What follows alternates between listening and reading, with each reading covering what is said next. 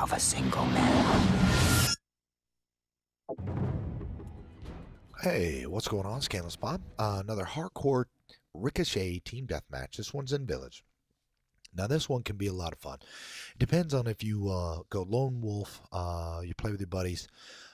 This time I was on with my buddies, and typically we try to go in and set up one corner of the map, I guess you can say, and wait for them to come to us. And tell you the truth, if people are going to come and they're going to keep charging, um, then we'll take those. And we always kind of try to have a race, go in and get the first kill. I was hoping it would be me again, and it wasn't.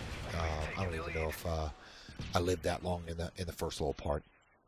But I find that I like to go up on this right side over by the cave entrance. I switched up my red dot sight to be just the red dot. I had been using the target dot, and I like the red dot. Just that single dot. I really liked it out of Modern Warfare 2. Even though you had a way of turning on the skull and crossbones in Black Ops, I stuck predominantly with a red dot sight. I think it's easier for me, but it's all on a preference. You still have the ability to choose some different sights. We were talking, I think it was last night, about how it used to be kind of neat to make your own kind of banner, and then make your own personalized tag, and then putting those tags on your weapons. I think we all kind of agree that some people went a little overboard with the different layers, and I mean, some of them you look at and you go, okay, yeah, that's a little intense, and it must have took them a very long time, for some of these graphic nude emblems and the banners. And sure, I guess you could do it, and my personal take on it was that you really didn't need to do all that. But enough said about that. The village can be a lot of fun. You got the riverbed you can go through. You got the caves. There's Sniper Rock. There's a nice little sniping area over there by the bridge. A little tunnel under the covered bridge. Sometimes I hang out down in this area. I mean, you can hear footsteps going around that XM25. You can't mistake it for anything else. You just don't want to be on the receiving end of that. Can be some pretty bad stuff.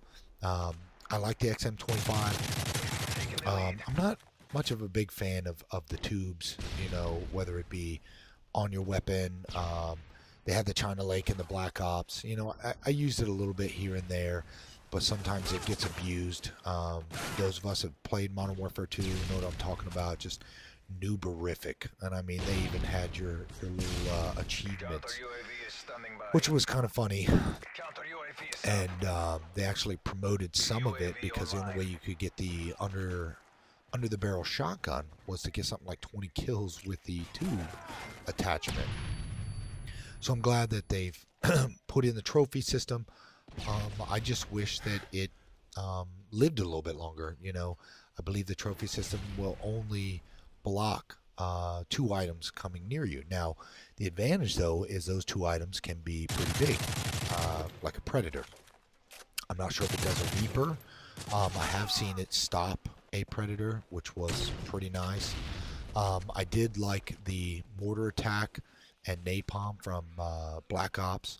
Those were kind of nice. The flak jacket that you could turn on, that was kind of nice. And then the flak jacket pro, which I did have. I try to always keep a flak jacket pro for when I was playing domination. There's a lot of people who use napalm. We had a couple guys who were running around with the flamethrower attachment. I think I even did a couple of matches where I was like, the heck with this. It'd be on Summit, and I'd just run around with a AK-74U with the flamethrower AK-47, and just cooking people left and right. And it was always so funny because it would get people so mad that you did that. And it's like, yeah, well, I hate no-scoping, so that gets me mad, so now we're even. Anyways, Village can be a lot of fun. I haven't played much domination. It used to be my bread and butter, I guess you could say, for Black Ops. It was an easy way for me to get a lot of kills when I played by myself because, you know, you had objectives. You knew where people were going to come. So you could run, take the objective, and then hang at the outside. And as they come in to take it again, I mean, multi-kills galore with grenades. And the Nova gas. Oh, man, I was a big fan of the Nova gas. So much that my friends hated it because on hardcore, you could gas your buddies. So, you know, I used it quite a lot. And then if you got the Mask Pro, I forget what that perk was, but I used it a lot, especially on domination.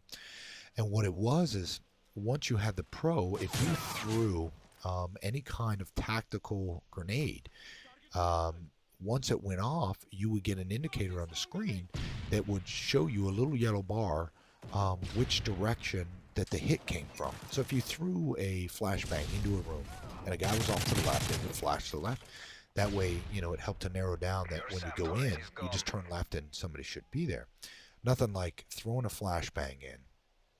You see a hit marker, you run in the room, and you're pointed the wrong daggone way, and you wind up getting shot in the butt. And you're like, you gotta be kidding me, even after I flashbanged them?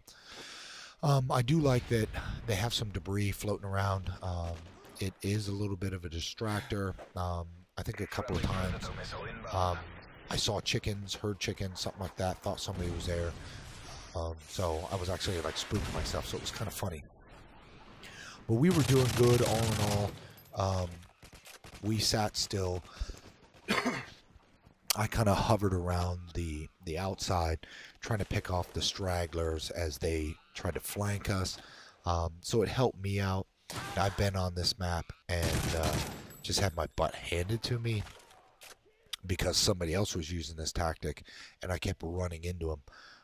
Kind of frustrating. I played this one, the survival mode, and it was kind of fun. And what I like is you can go on and you can play with a buddy, you know, fighting the juggernauts and whatnot.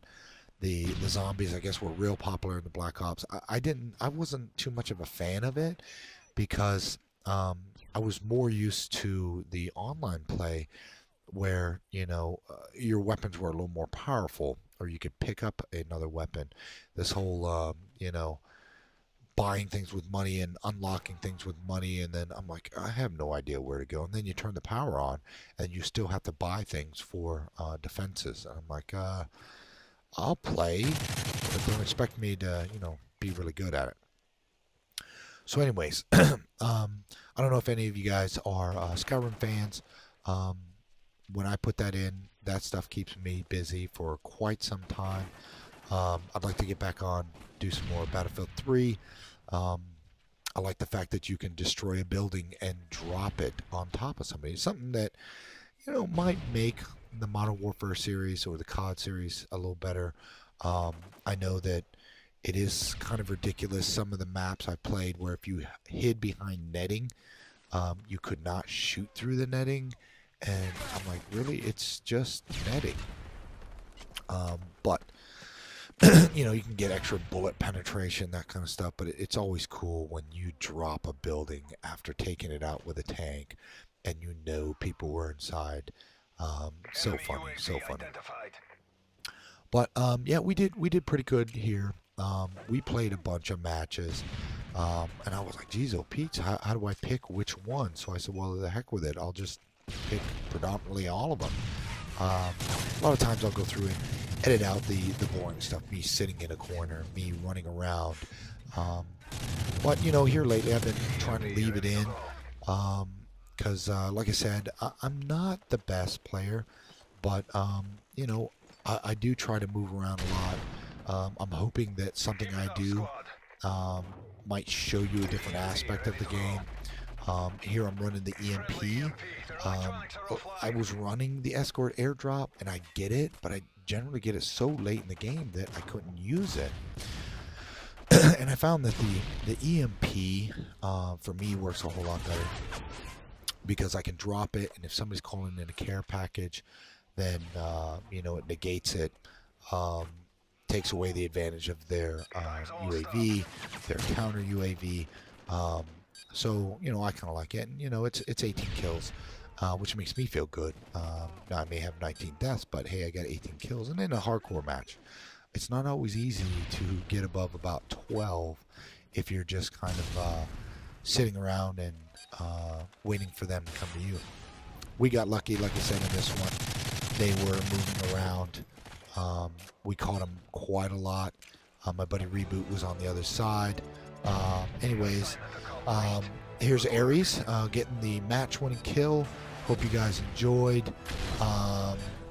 Try to get out a couple more videos. I think I got 6, 7 in this lot, and then I'll be done for a little bit. Anyways, thanks again for watching, and leave me a comment or a like.